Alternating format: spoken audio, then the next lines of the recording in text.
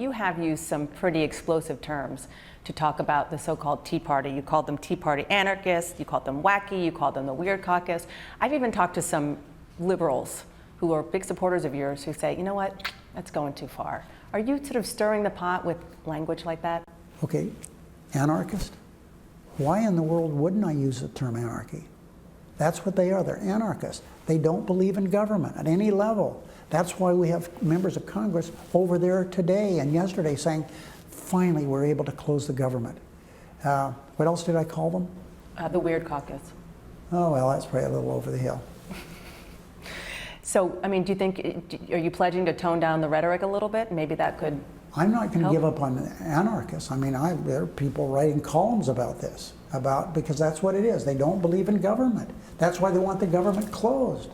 This is not pitter-pat, see how nice you can beat everybody. You have to explain what you're trying to say. And there's no better description I can make than saying they don't believe in government. They're anarchists, just like they were at the beginning of the 20th century. They haven't, the difference is, and I've made very clear about this, they're not blowing up buildings and they're not killing people, but they're throwing monkey wrenches into the wheels of government. Now, you understand legislating pretty much better than anybody around here. And you know in your heart of hearts that now that John Boehner is down this road, he accepted the idea that Obamacare should be attached to any kind of spending bill, the government is shut down, he's so far in, he needs something, he needs a lifeline in order to save face, in order to agree. You're not giving him one How inch. about my lifeline? We agreed to $988 billion, $70 billion less than what my caucus voted for and agreed to. Don't talk about his lifeline, talk about mine. You think that was really hard to do with my caucus. It seems as though, just in my conversations with Republicans, and I'm thinking you heard this from the Speaker himself in that private meeting at the White House with the President, that they're moving away from Obamacare, looking ahead to the debt ceiling fight, talking about, at least on the debt ceiling, talking about trying to revive some of the things that you all had talked about. Vanna, they're making that up. That didn't happen in the White House. They're making that up. So they're not talking about... No, there was, yeah, I saw a headline in the paper, grand bargain discussed. There wasn't a grand bargain discussed. I was there all the time. There was no staff around, just the five of us. Let me get back to John Boehner, because this really has become personal. Earlier today, you said that he doesn't have courage. That's really tough stuff. That's really personal, and talking about John Boehner, the man. Mm-hmm. Well, Dana, the question that I responded to was,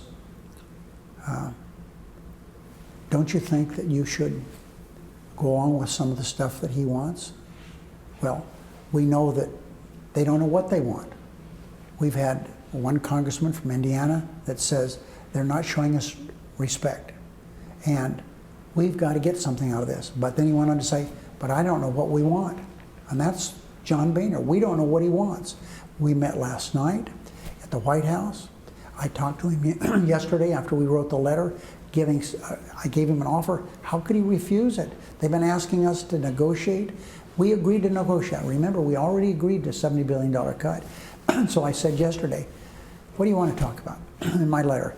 You want to talk about Farm Bill, discretionary spending? You want to talk about health care? No limitations. Let's do it. And he said, no. The only thing I'll talk about is Obamacare. So John Boehner, his job is not as important as our country.